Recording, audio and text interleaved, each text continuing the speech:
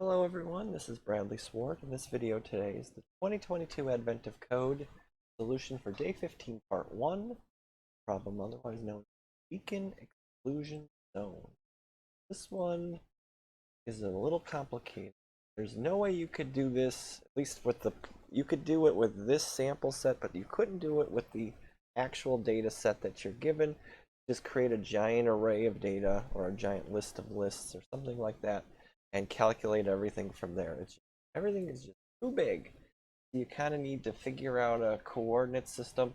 And to be honest with you, like coming from a gaming background here, I see this as just like a precise collision checking.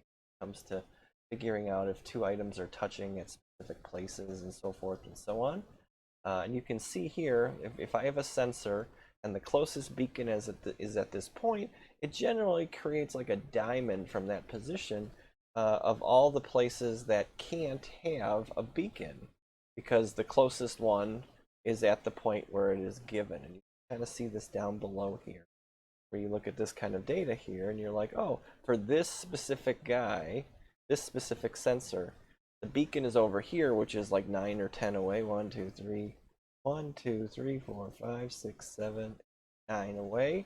So that means you can have a diamond of basically 9 units away from where this is. And essentially, you don't have to worry about the beacons or the S because the ranges will work out without having to worry about adding these into everything. You just need to worry about that range at a specific location.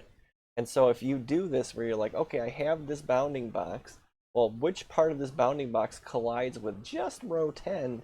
And you can figure out it's everything that you see here with the octothorpes.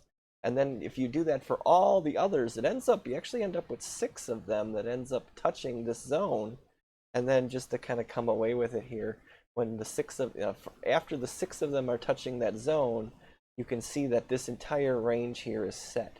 And one thing that this problem set does that it didn't have to do when it came to the final solution was you get one total range.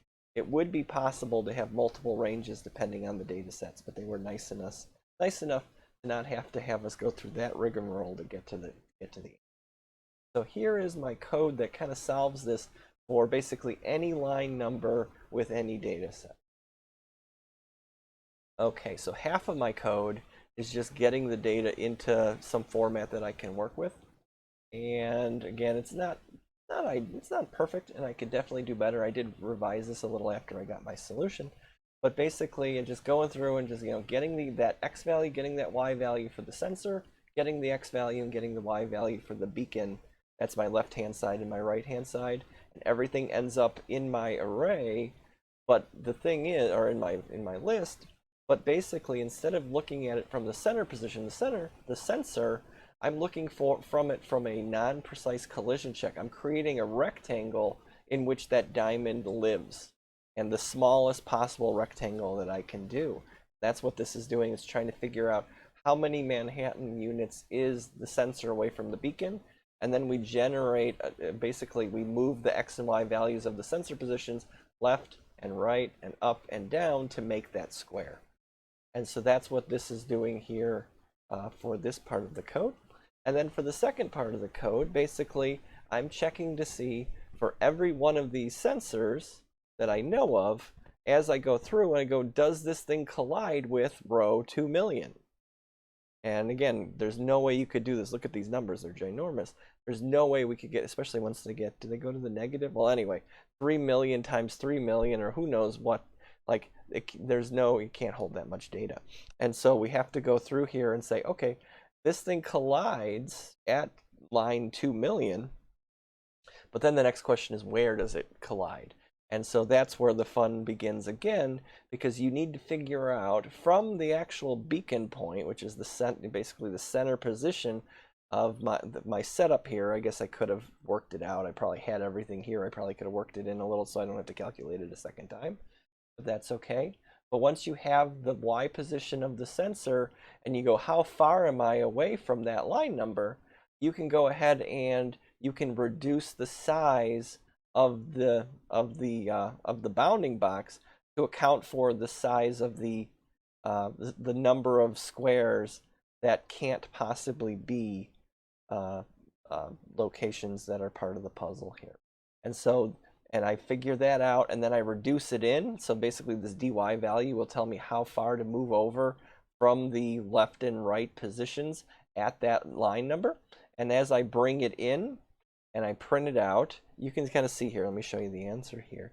You can see for the, in this case, all of these, here, let me, oh, I'm saying, and then once I have everything, you can see I do get my solution here. But you can see here, let me, oops, oh, I thought I went control plus plus plus. So these are giving me all the ranges, and you can see there's a ton of them. And again, there was no guarantee that they wouldn't all overlap in some way over one another. But it did work out. And so this gives me those ranges for every one of the things that are colliding with line 2 million. And then, so that's what this does. And so then when that's all said and done, basically all I need to do is find the smallest number here on the left-hand side of this thing, and then the largest number here on the right-hand side of this thing, and then do high minus low, the largest number minus the smallest number. They'll total each other up, and you get the 612,800 or 400 and whatever. And then you get your answer. I haven't started part 2 yet, and that's a tomorrow problem since it's 2:22 in the morning. And I get the drift there. So let me bring this back one more time.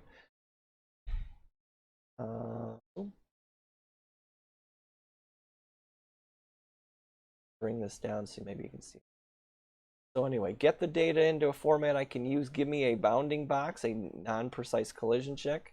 And then when I do have a collision with that non-precise collision check, basically reduce it to a precise collision check and sum up all the precision checks together to figure out the range of values that basically total up the number of squares that can't possibly be found in that location. All right, so that does it. Thanks for sticking it out with me as always. I hope to get to part 2 tomorrow sometime. This is a fun puzzle, and hope to see you there. Take care, everybody. See you around.